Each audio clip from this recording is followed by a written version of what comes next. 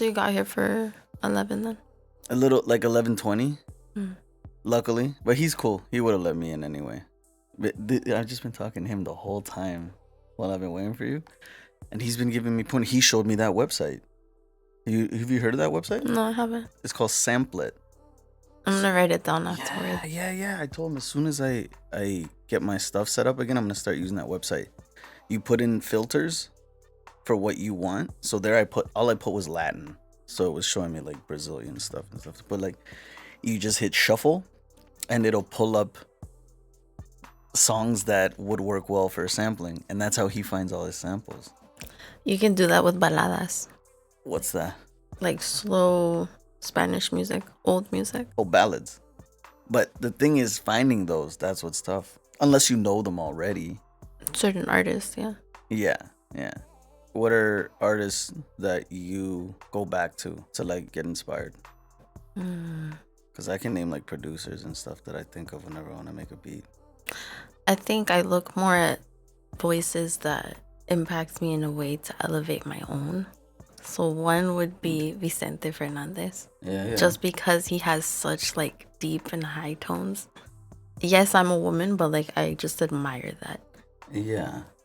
And it also helps me push my voice when I sing to him. When you sing? To like his music. Oh, to his music.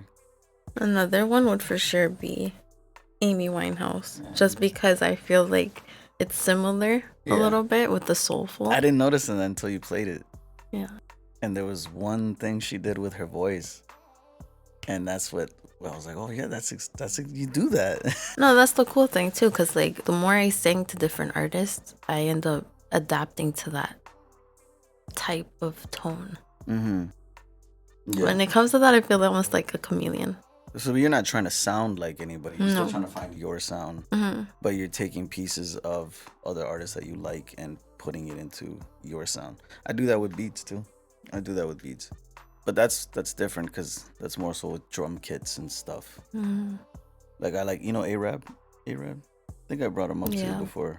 Mm-hmm. Him, like his drum kits are some of my favorite ones to use.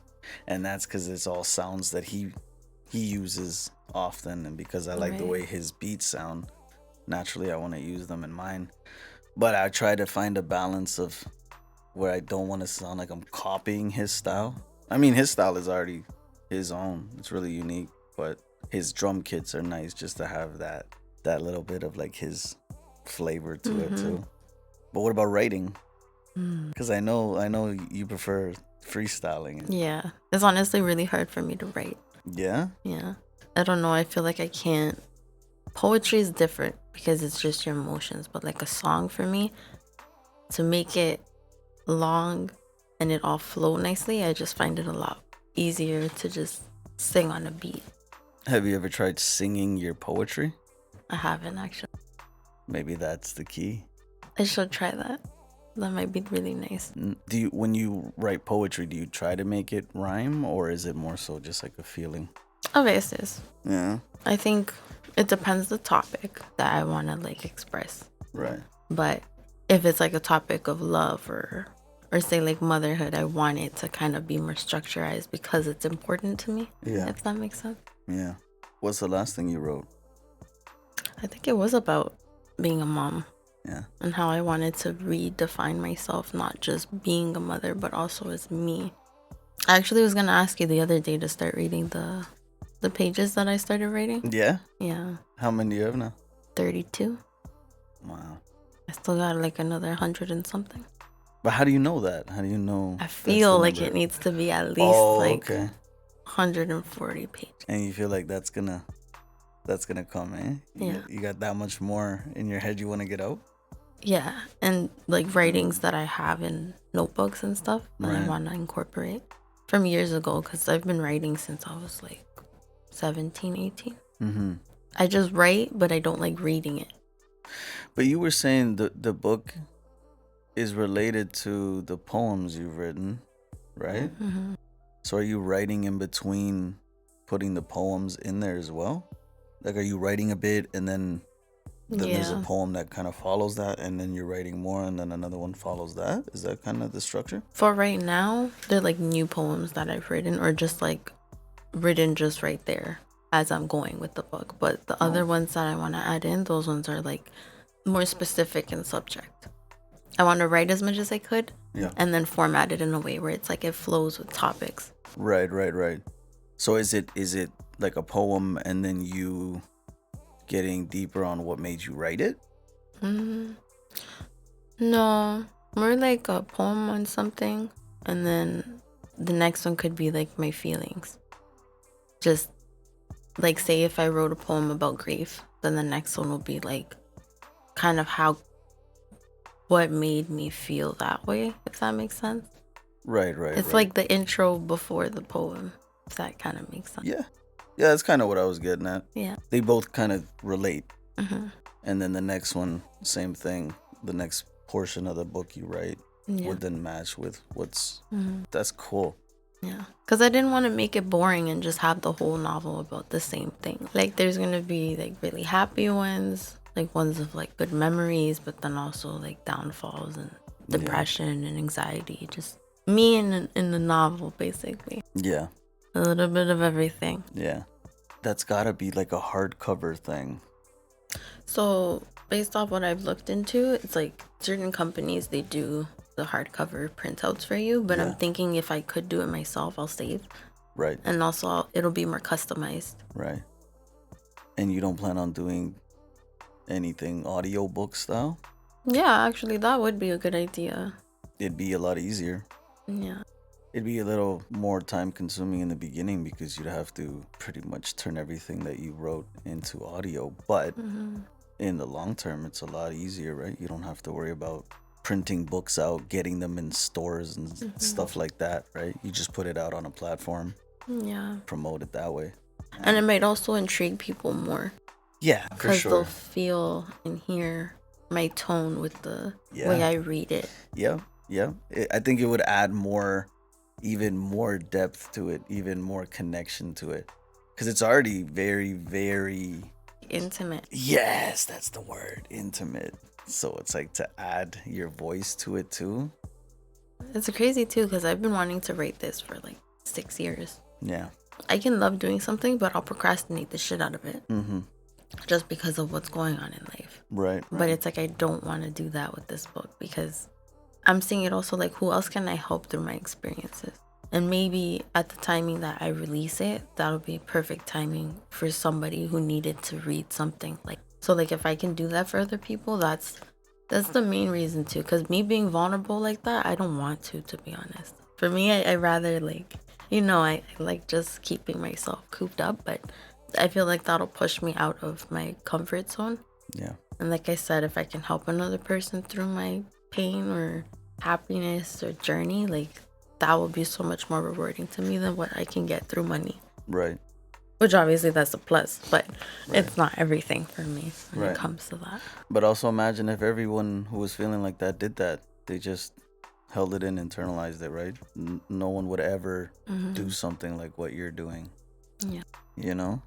Is there a book that you read that made you want to do what you're doing now? Janae Aiko has a poetry book. I think it's called Two Fish. Okay. And that came out maybe 10, 12 years ago.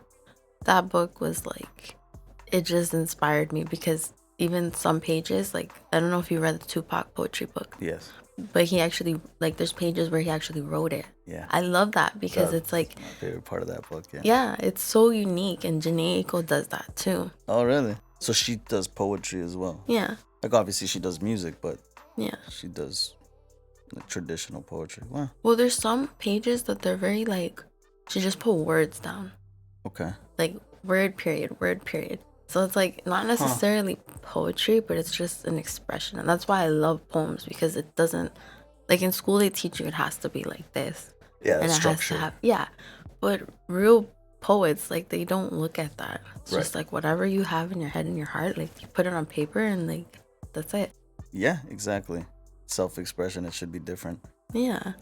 The most successful people I find are the ones that find uniqueness in what they do. Right. And they're not copy and paste of everything else that's out there. Right. Those are the most memorable Yeah. pieces of anything, right? Like, not everybody will love it, but not the everybody's ones supposed to love it. Exactly. try to translate that into the music, right? Yeah. Because you're really good with the freestyle. You're really good Thank with that, you. which I've never seen before. No? No, I'm not used to that. Interesting. Freestyle hip hop's different, right? You're used Yeah. to seeing people play a beat and start rapping, but singing, I don't know. I don't see that. And you find that when I sing like that, like the song makes sense. You tend to stay on the same topic, yeah. That's cool. Yeah. Do you feel like it's harder to turn it into a song? Like what you're saying, you can put one word down, period, and then Yeah. and it's poetry. That's what it is. But with music has a structure. It should. It does though. If well, I mean, not to say you have to make music a certain way, but people expect to hear it in a certain structure, right? Like there has to be a beginning, a chorus, and then like That's just how we're used to consuming music sonically, right? Have you ever done one to completion and like put it out there just freestyle? Or do you go back and chop it up and then try to turn it into a song? I think there was one song. I deleted it from my YouTube, but it was a reggaeton song.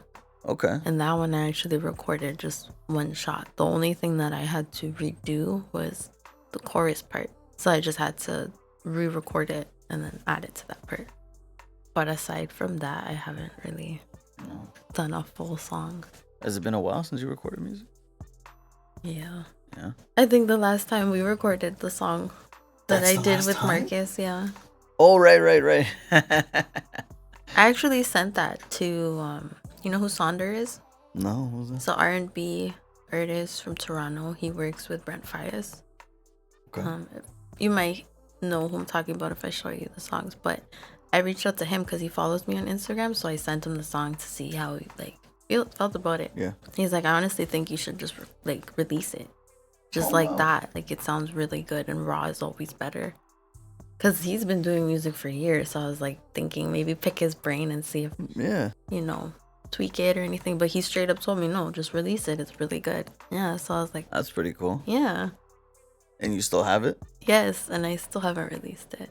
I feel like I should though, because it is a very close to heart song. Yeah. And his part, Marcus's part, That's just the best melts part. my heart. Yeah. It's so cute. And he had just turned 1 when we did that. That's what I like about music. They're all little timestamps. Mm-hmm. Just brings you back to like a moment and a feeling. But that's the thing though with poetry. That's why from years back I have so many notebooks of stuff that I've written that the book's closed. I don't reopen it. But in doing this novel, it's gonna make me go back to those notebooks because I know I have some good shit. It's nice to see that, but it's gotta be hard to. Yes, that's exactly why I don't reopen some things when after I write it, because it's like, okay, me estoy desahogando, I'm getting it out, but Yeah. that's it. Yeah. Shut book, just move on. But I feel like this will also force me to look back at the situations that also helped me grow. Right. And even though they're hard to reread that I went through that, it's like, okay, I'm past that. Right. So it's kind of like a healing part too, Yeah. but not easy. For sure. Yeah. Well, it's kind of cool because you'll be able to reflect on how far you've come. You'll be able to see how you were feeling in that moment and how you can feel about it now. You know what I mean? Yeah. Which you're probably already feeling just writing that book. Yeah, it's hard. That's why too I feel like I have writer's block because I wrote a lot within 2 nights, and then after that I tried and I was just like, I just can't. It's weird. How many of the notebooks, the past notebooks that you have, how far into those are you? Honestly, I've only opened one, and it's not even one of my old ones. And one notebook, I opened one page and I was just like, I don't want this. I threw it out. Oh. So, and I know there was good stuff in there, Wow. but I just, certain parts of my life, I rather just put it aside and not have to reopen what I felt, because it was just too heavy. Right. And I just don't want to deal with it. Where are they now? The garbage.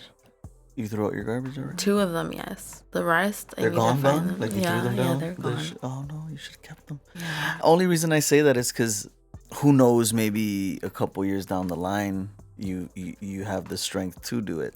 And that could have been, that follow-up book maybe. That's true. But I also feel like certain things I don't want people knowing. Right. Like I don't. Well, they don't necessarily have to know everything that's in the book. Yes. But you can definitely create something new from the feelings that come from that book. Yeah, that's true. You know what I mean? Yeah. And I can just imagine, like, how many notebooks did you say you have? I think in total, probably like 16. 16. Mm-hmm. And you said you've written how many pages? 32. 32 pages from one notebook have you read through so far? No, those were all poems that I like made writing. Yeah, there was only one that I copied. So those from 32 pages aren't content that came from those books. That's all fresh material. And then you have what's in that one book that you've been looking at. So imagine what can come of the other 15 notebooks. I know. But that's what I mean. Like, as much as I want to finish this, I'm procrastinating because of time. Of course, I'm very busy with Bebecito, but right. Also, I'm not ready. You're not ready for what? I'm not ready to read certain things or to write about certain things. Like my mom and dad, like I know grief is one thing I'm going to touch base on, but it's a very hard subject. Like I don't like talking about it, but I know I should because that's also going to help me like release what I'm holding in. And a lot of people will probably relate. Right. And so altering to your mind and how you see things. Right. And that's where I feel like I am going to help people to feel like, okay, I'm not the only one. Right. Because you got your stronger days and you got like really dark days. And even as a mom, like mothers will agree too that like as much as we feel heavy things, like we really can't feel them. Mm-hmm. But with grief, it's like you can't ignore it. Right. So it's hard.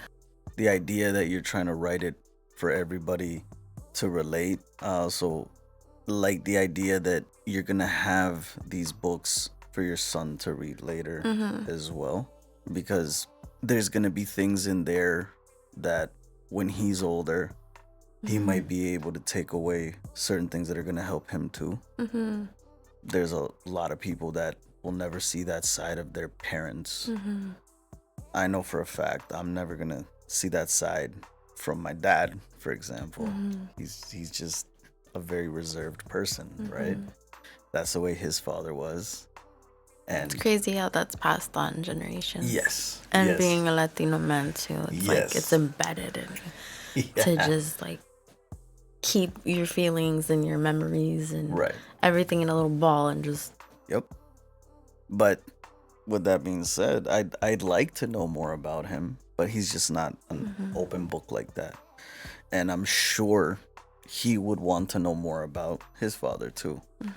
So the fact that you're taking the time to take those feelings and document them, as much as it's going to be cool to have other people give you their response to it, it's going to be really different when he's old enough to give you his response to it.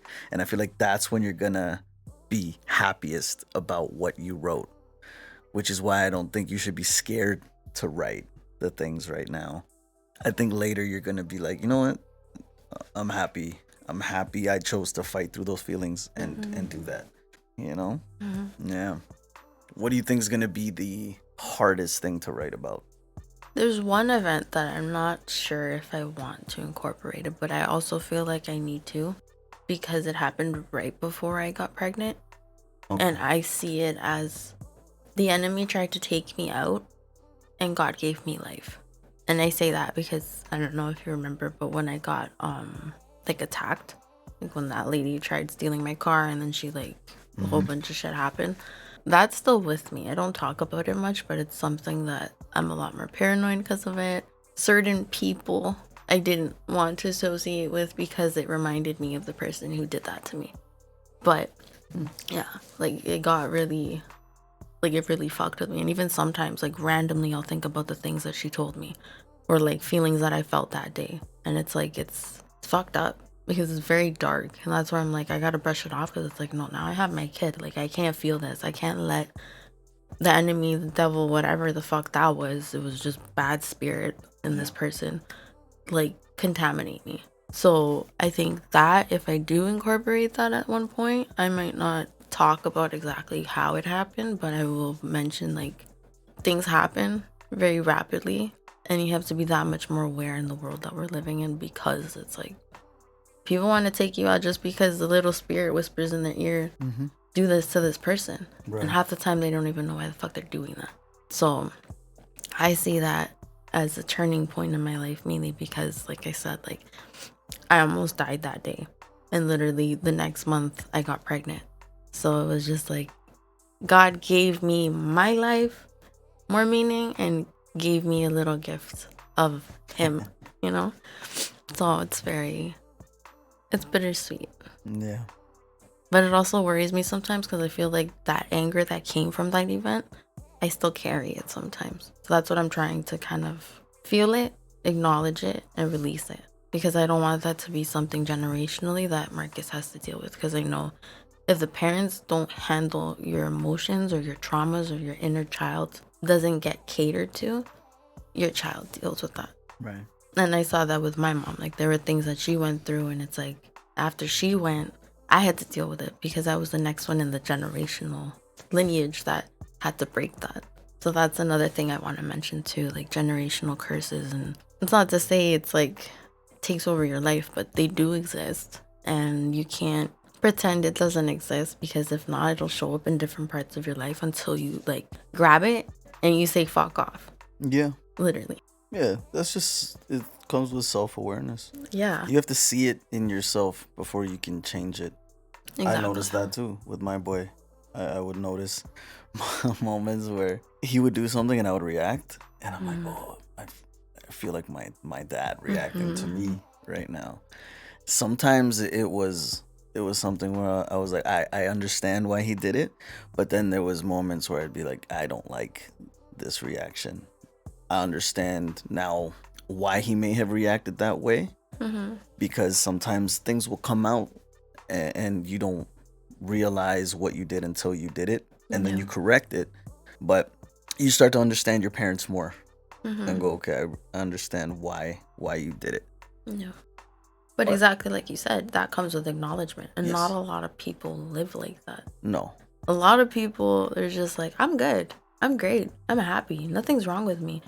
And it's like, realistically, no one's perfect. No one has like 100% every day, 24 hours a day, good, happy, and acting the way that they want to act, because we're human. We get triggered, we get angry, we get super excited. Like, I just feel like if more people took the time, especially before having kids, to look within, that would save a lot of kids from trauma that aren't theirs. You know what, though? Sometimes that's what it takes for you to do that, though.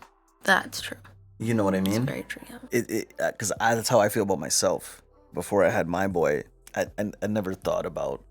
But that's what I mean. How I reacted to things, or because it's different. Now you're trying to raise a little person to be the best version of themselves, and now you have to be considerate of what you're doing and what you're saying, because it's an imprint of you. They are going to be influenced by everything you do, everything you say. You're their heroes up until a certain point. If you're doing something wrong, they're gonna want to copy that, right? Because in their eyes, that's right. That's what I'm supposed to do. So I feel like that's when most people who have kids will realize it, and that's when the self-reflection comes in. Are you gonna have a part in the book for him? Yeah, probably. Yeah. Have you written that part yet? No. There's some poems that I've written about him, but not that they're not good, but I can write better. I know, just because I know you, that there's gonna be a part in there. You're gonna have a strong message for him, and it's something that we see eye to eye on a lot of stuff. So I feel like the message you leave for him is gonna trigger an emotion for me, because it's something that I'd want to say to my son too. Yeah. So I'm excited to read that. The goal is gonna be 12/12, December 12th, and it's the day that Vicente Fernandez died. Is it? Oh wow. Yeah. 12/12 then. It's the beginning of my journey. And then the next book will just be my next chapter of being a mother and finding me through motherhood. So I'm excited.